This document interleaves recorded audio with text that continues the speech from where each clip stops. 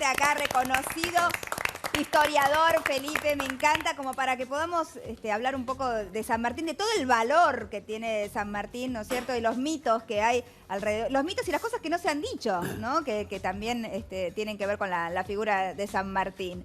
Bueno, ¿cómo estás, Felipe? Bien, muy bien. Gracias por la invitación. Feliz de tenerte. Y San Martín, hoy, digo, es un día que se celebra en toda América, ¿no? Porque Sí, gran es parte, el libertador por lo de menos, América. Por lo menos en Perú, en Argentina, en Chile se lo recuerda. Una persona muy importante, además, yo me gustaría empezar diciendo que es un ser humano, ¿no? Muy humano, una persona casi un humanista, preocupado por la educación, por fundar bibliotecas, un gran lector, una persona que leía muchísimo. Funda la Biblioteca de Mendoza, la de Santiago de Chile, la de Lima, muy interesante porque la funda donde funcionaba la Inquisición. Ajá. Es el lugar donde se quemaban libros, donde Claro, se torturaba sí. gente. San Martín lo convierte en una institución noble como es la Biblioteca Pública de Lima. Bueno, un hombre además Se lo reconoce más que nada por su carrera militar. Claro, yo creo que es mucho más. Pero es mucho más que Fue, por eso, supuesto, sí. uno de los más grandes militares de América, el de más carrera, ¿no? Profesional, claro. Claro, un profesional, militar profesional, un hombre que entra a la milicia a los 11 años. Hoy consideraríamos esto un horror, en Europa, ¿no? un crimen, claro, en España, España. ¿no? A los 13 ya está en África, en lo que hoy es Argelia, en Marruecos, peleando contra los bereberes, contra los moros. A los 15 años ya es capitán, con mando de tropa. ¿Cuántos años tenías cuando falleció él? 72. Bastante longevo para la época. Grande, porque Sí, hay sí. cuadros donde se lo ve grande, ¿no? Sí, A San Martín. bueno, justamente Fotos, hoy es el día esa foto, del daguerrotipo. Y estos son, eso es una copia dibujada, pero está el daguerrotipo.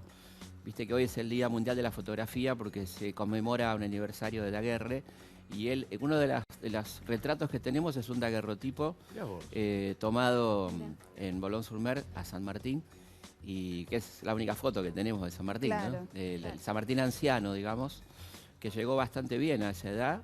La gente moría a los 50, a los 60, ¿no? Fue longevo. Y esta idea que, bueno, Mariana decía, lo recordamos básicamente por sus proezas militares como el libertador de América, y vos hablabas de un humanista. Sí. ¿Por qué esta idea del San Martín progresista quedó como tapada o oscurecida por la otra? Digamos, ¿esto fue adrede o es porque su proeza militar fue tan enorme que... Sin caer en teorías conspirativas, digamos, tiene que ver con la utilización de San Martín en los distintos momentos políticos de la Argentina, ¿no?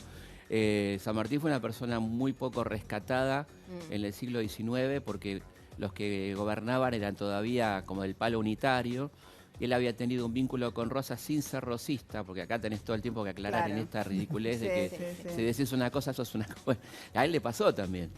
Fíjate, la Argentina es la grieta desde... ¿no? Sí, que yo detesto la grieta y no creo en la grieta, pero a él sufrió eso, ¿no? Digamos, porque como tenía un vínculo bueno con Rosas, apoyando, y acá es bueno aclarar, apoyando mucho su política exterior y criticando su política interior, quedó en estas lecturas rápidas como rosista, cuando él no era rosista. Pero le regaló el sable. Pero valoraba, claro, él valoraba mucho la política exterior de Rosas, que tuvo que enfrentar a Francia con Inglaterra en el bloqueo, y por eso él le dona el sable, reconociendo su gran defensa a la soberanía. Claro. Pero bueno, claro, eso se leyó inmediatamente como rosista, y por eso su cuerpo, fíjate vos, él muere en el 50, expresamente en ese testamento donde dona el sable a Rosas, pide que su cuerpo descanse en Buenos Aires y recién lo traen en el 80, por esta cuestión de la discusión política de la época, ¿no? Ahora estamos hablando de una persona que hasta que llegó a la Argentina en 1812... 80. Al principio, sí. En 1812 no se había criado en la Argentina, había estado 2, 3 años y se fue y se crió afuera. Exactamente. ¿Cómo fue recibir a una persona que no tenía acento porteño? Bueno, fue primero fuerte porque además había todo tipo de sospechas. Es muy simpático leer los informes de la inteligencia francesa y de la inteligencia inglesa. Un informe español, acento asturiano. Sí, el informe de la inteligencia francesa lo acusa de agente inglés. El informe inglés lo acusa de agente napoleónico. O sea que eso lo pone fuera de toda sospecha. ¿Y cómo era él como persona? Era un tipo muy... Un tipo que cruzó los Andes, digo, ¿cuál era su...? Yo creo que hay una palabra muy linda que él le dice a O'Higgins en una carta de sus últimos años, dice que está estudiando griego y que ha descubierto una palabra que le encanta, que es la empatía. Ah, mira. Que quiere decir ponerse en lugar del otro, ¿no? Mirá. Cosa que él practica mucho durante su vida. Es una persona con muy bajo nivel de ego, los partes militares, por ejemplo, él ahora siempre... Muy bajo nivel de ego. Muy bajo nivel de ego. Y fabricó y condujo un ejército. ¿Cómo puede ser eso? Y bueno, pero porque él tenía conciencia de lo que era, no necesitaba andar alardeando de lo que era, ¿no? Entonces, yo creo que me gusta compararlo con Alvear, por ejemplo, que fue su amigo y luego su enemigo. Cuando él entra a Montevideo, San Martín, cuando estuve trabajando en La Voz del Gran Jefe, encontré entre los papeles de San Martín el parte de la toma de Montevideo, donde Alvear dice, Carlos María de Alvear, entré a Montevideo y tomé la plaza, y yo. Y San Martín subraya eso y abajo pone ni Napoleón, ¿no? Y él, por el contrario, el parte de San Lorenzo es un parte en primera persona de plural, habla de nosotros. La gran preocupación no es exaltarse él, sino hablar de qué va a pasar con los huérfanos, con las viudas. Es una persona claramente humana. Hablemos de San Lorenzo, la famosa batalla de San Lorenzo, que duró muy poquito. 15 minutos. 15 minutos. Claro, pero vos fíjate que... estaban luchando contra un ejército que los doblaba. Claro, yo creo que lo gracioso es esto. Duraba más la canción que la batalla. Claro, pero fíjate vos que los que quieren bajarle el precio a San Martín, como se dice ahora, bajar y subir precio, hablan de que fue poco, que fue una escaramuza, pero bueno, ahí demuestra la genialidad militar, porque tenía enfrente al doble de la tropa.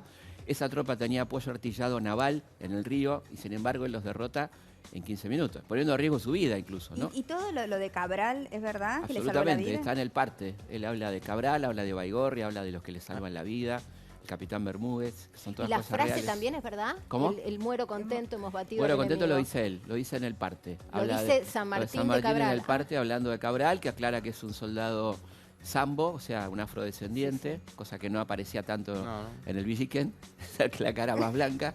Qué loco, era negro. ¿Cómo era negro. Era negro y el Villiquen nos lo mostraba gordito, blanco y con cara de bueno. Hay un aspecto humano que tiene que ver, que es las mujeres. Él estuvo rodeado íntimamente de mujeres. Felipe, y siempre quedó... ¿Cómo era como galán? ¿Cómo conquistó? Claro. Bueno, como galán era por otro lado. Hay una cosa por el lado de la galanería. Hay una cosa muy linda que se los regalo a aquella gente que esté pensando en alguna conquista.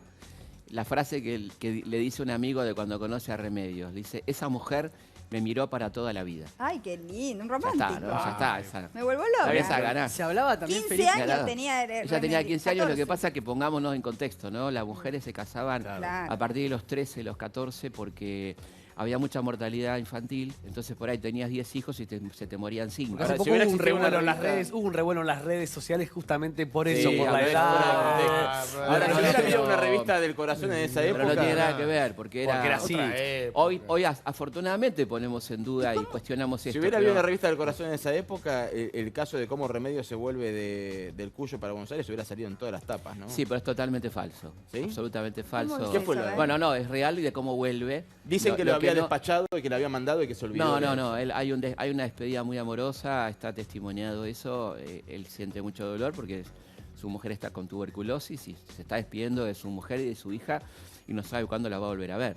Sí, las vuelve a ver. Si las vuelve a ver, no la vuelve a ver, de hecho, a Remedios, ¿no? sí a Mercedes. Y ahí tenés un rasgo muy interesante porque cuando él vuelve, ya ha muerto su mujer, está su hija, que está viviendo con su abuela. Y en ese contexto machista, digamos, él podía haber dicho, me voy a Europa a hacer mi vida, como se decía. Y sin embargo asume su paternidad muy bien y va con su hija a Europa, ¿no? Se la lleva. Se la lleva con él. Pero no sabía, perdón, Martín, entonces él se despide... se despide, ¿por qué? ¿A dónde iba él cuando él la se iba al Remedios exilio porque estaba con muchos problemas con el gobierno de entonces, que era el gobierno de Rivadavia, que había ahí una cuestión muy interesante políticamente hablando, porque en el año 23, cuando él vuelve de Guayaquil, él está planteando un armado político con el gobernador de Córdoba, que era Bustos, y el de Santa Fe, que era López, en vistas al próximo congreso que se iba a reunir, el congreso del 24, que iba a elegir un presidente, ¿no? Entonces Rivadavia, sabiendo que tenía un competidor de la altura de San Martín, empieza a hacer toda una campaña difamatoria, lineante con la calumnia, que él, bueno, se cansa de tanta ingratitud y se va al exilio. No sin antes de entrevistarse con Rivadavia, vos fíjate la lealtad de este hombre, y decirle que él quiere ir a Europa a tratar de que se reconozca la independencia argentina, porque sabe que va a ser muy difícil lo que viene. Ya está de vuelta Fernando VII con todos los cañones apuntando acá, y habíamos declarado la independencia, pero no estaba reconocida por las potencias europeas. Claro. Y él le dice, a pesar de que está hablando con su enemigo, que va a trabajar por esa declaración de independencia. ¿Era republicano San Martín? ¿Cómo? ¿Era republicano? Era republicano. y a la vez entendía que para ciertos momentos la monarquía constitucional siempre, ¿no? No pensemos en Luis XIV, sino una monarquía temperada, como dice él, o como decía Belgrano, era posiblemente una forma de pacificar el peligro de las guerras civiles que él vio en Perú, que vio acá. Claro. Entonces, no es que era un monárquico modelo Luis XIV. Nada que no le erró en el pronóstico. ¿Cómo? En el pronóstico de las guerras civiles no le erró. No le erró, además, recordemos que él vuelve a nuestro país en el año 28 y se encuentra con un drama, ¿no? Que Lavalle ha fusilado a Dorrego, Claro. un clima tremendo de guerra civil. Él escribe una carta premonitoria donde dice qué va a pasar y todo lo que él dice que va a pasar, pasa. No por adivino, sino porque conocía la situación. Recordemos que era un tiempo de guerra civil donde duró muchos años, además. Y una guerra de la guerra civil más prolongada de la historia mundial tuvimos. Mirá vos. Uno podría decir que se inicia allá por el 13 y dura casi hasta el 80, 70 y pico, ¿no? Y el hecho de que haya muerto afuera, por ahí, creo que hay consenso de que es como el gran héroe nacional. Absolutamente. Murió afuera, ¿qué dice? ¿Por qué? ¿Qué dice de nosotros? Bueno, ¿no? dice mucho porque no solo murió afuera, sino durante 6 años no se le pagaron sus sueldos, ¿no? Y además hay un hecho muy tremendo, que Rivadavia disuelve el regimiento de granaderos para que no haya memoria de él, ¿no? Los que vieron la serie Bolívar verán que hay una parte importante de los granaderos de San Martín que continúan hasta el final. En estas batallas que son nombres de calle, Junín, Ayacucho, ¿no? Riobamba, que aparte son paralelas encima. Ahí hay argentinos muy importantes, Lavalle, por ejemplo. Y bueno, yo creo que ahí tenés esta cuestión de la ingratitud. Cuando esos granaderos vuelven a Buenos Aires, le quieren hacer homenaje a su jefe, van a la Plaza de la Victoria, actual Plaza de Mayo, hacen una retreta y son metidos presos por ruidos molestos. Y se disuelve el regimiento de granaderos que recién va a ser reabierto en el 80 por el presidente Roca, ¿no? Hay un montón de años donde no tenemos regimiento de granaderos. ¿Es verdad que murió entonces en la pobreza, como siempre se dijo? No, bueno, lo que pasa es que ahí hay parte de verdad porque tiene 6 años de mucha pobreza, donde no se le pagan sus sueldos, y después ya en el 30, tanto el Perú como la Confederación Argentina le empieza a pagar retroactivamente. Ahí reúne una pequeña fortuna, un dinero importante, compra un departamento en París, cerca de la ópera, lugar que a él le encantaba porque era un gran melómano.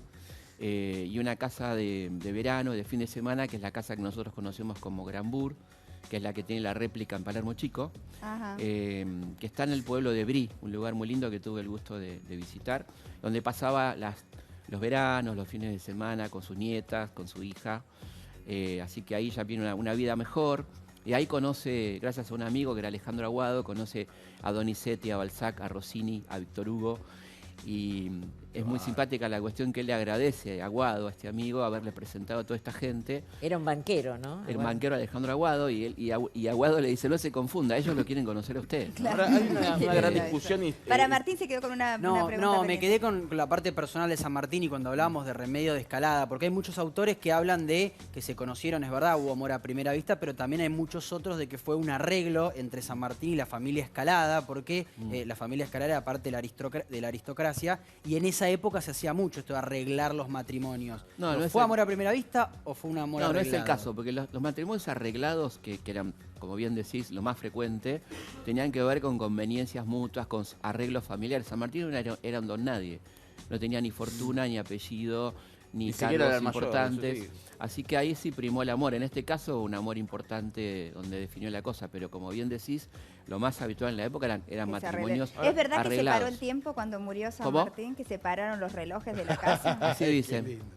¿Cómo así es dicen. De hecho, cuando vas que se pararon todos los relojes de la casa en el mismo un reloj, el reloj de la sala. No sabemos si... Es linda. Es lindo creer que fue así. Es lindo creer que haya sido. De hecho, perdón. Murió? Y él muere de un montón de cosas, ¿no? Tenía muchos problemas de salud, tenía reuma, artrosis. Era muy grande. Sí, y a lo último ya tenía muchos problemas pulmonares. Y eso fue la causa final, digamos, si querés. Te lo pregunto porque no hay historia clínica ni certificado de función. Hay un certificado de función, pero no una historia clínica previa. Sí, tenía un médico personal que iba registrando las múltiples dolencias. Había mejorado bastante en el clima benévolo de Boulogne-sur-Mer, digamos, pero bueno, al final... ¿Y con Belgrano qué relación tenían? Una relación maravillosa que en lo físico de verse personalmente duró muy poco, un mes, pero después fue una relación de cartas, ¿no? Muy interesante. Y San Martín dice que cuando él está en Lima, que se entera 3 meses después de la muerte de Belgrano es uno de los días más tristes de su vida, ¿no? Porque reconocen Belgrano, bueno, creo que como todos nosotros, a un hombre extraordinario, patriota, que muere en la miseria. Exacto. Y por la patria, ¿no? ¿Fue un padre severo y un abuelo complaciente? Más o menos. El padre severo, sí, en cierta forma, pero también un padre muy amoroso después con Mercedes, y un abuelo muy, muy amoroso y muy complaciente con sus nietas que eran como su debilidad, ¿no? Yo acabo de publicar un libro que se llama Los cuentos del abuelo José, donde justamente hablo de este vínculo entrañable entre él y sus nietas, Pepita y Mercedes, y los cuentos que les contaba, las historias que está registrado, ¿no? Ese vínculo tan lindo que tenía con sus nietas. Qué ¿no? lindo. Lo de las Gracias. Lo de las Felipe, medallas. me encanta que nos cuentes todo esto y humanizar un poco al prócer, ¿no? La frase de... a ¿Cómo fue personas. la frase sobre la... Esa mujer me miró para toda la vida. Ahí Es está. precioso. Ahí tienen se las regalo para que la usen. Bueno, hoy es en realidad el día no laborable es por el 17 de agosto, no es hoy 17 de agosto, pero es el día que se conmemora, ¿no? El fallecimiento de San Martín, y hay que tener presente a nuestros próceres, aprender del ejemplo y leerlo.